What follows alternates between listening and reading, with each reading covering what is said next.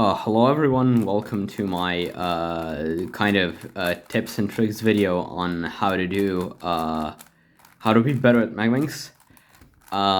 So this is gonna be just like a general overview, and I would recommend using most of these when you're kind of practicing Megaminx, and then at a certain point, you're gonna feel like your progress is gonna stop. So, like basically at a point where you just can't seem to get PBs every day anymore, which is going to happen at the beginning.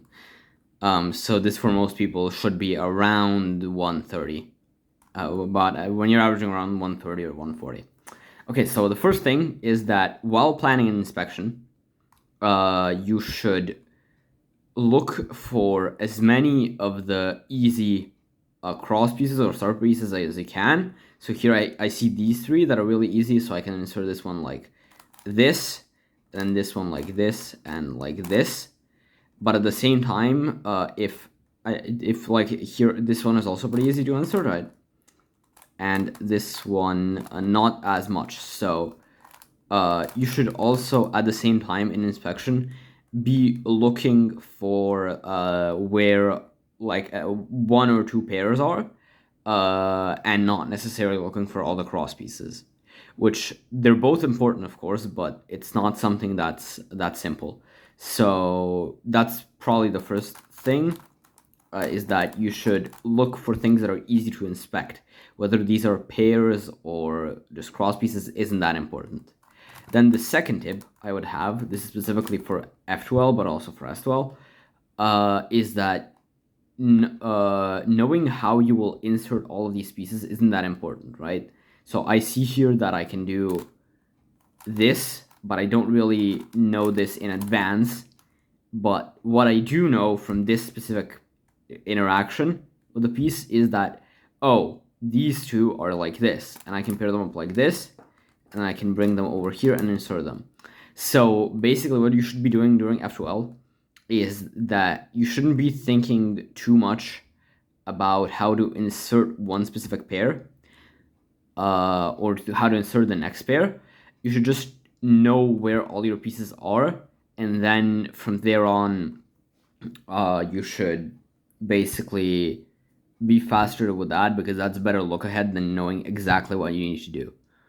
Then we're gonna get to S12, and you should have a fixed color order, and you should also like look for pairs. For example, I do the blue side first.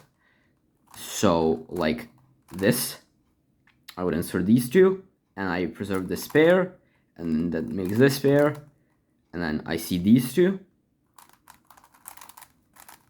and make this pair. So that's the blue side done. Then you just want to kind of continue that for the next few ones. And you shouldn't really have a specific order of which pairs you're going to do, just like which colors you're going to do. So like I do white first, obviously, then blue, and then red, and then green, and then the last thing. Okay. Then let me just, okay, so I have this, and just something to know is that while doing S12, you should also look, while like doing the last pair of this, for example, like the last slot of a single S12 layer, so like green I'm doing right now, you should try to find, for example, two pieces of the next one. So here I see these two, and I don't really have to think about what to do with them too much. I just need to know where they are. So like this, I see this, then I see that I have this pair, which can be inserted here, but I need to make this thingy first. Then like this, of course. I think you can do most of this rotational of this last step. Then you're here. Okay, so now we're at the last layer, and you actually want to just when you're averaging around 120 or so, you should probably start learning 4LL. Now, the first three steps are much more important to learn than the last one, and the first three steps are edge orientation. I'm sorry to everyone who who is actually good at Megaminx, and they probably cringe at the fact that I did not know how to do that. I also don't know this algorithm, which is also embarrassing, which I probably should know. I mean, I can do. Oh, bro, I'm stupid. Okay. Yeah. So this part is actually pretty easy to do, and the first two steps don't even take that much practice to nail. And then last one, you should obviously know how to do all of these algs.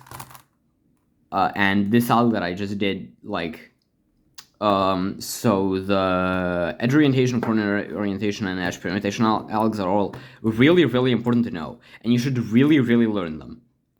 Like, there aren't that many, and like, okay, there's 16 algs for corner orientation, which sounds like kind of a lot, but it's not that much because most of them are just the same as on 3x3. And here, for aprons, this is a horrible alg. I do not advise you to use this one. Use the standard one. I don't know the standard one. If you don't know the standard one, you can use this, I guess, which you just look where the headlights are.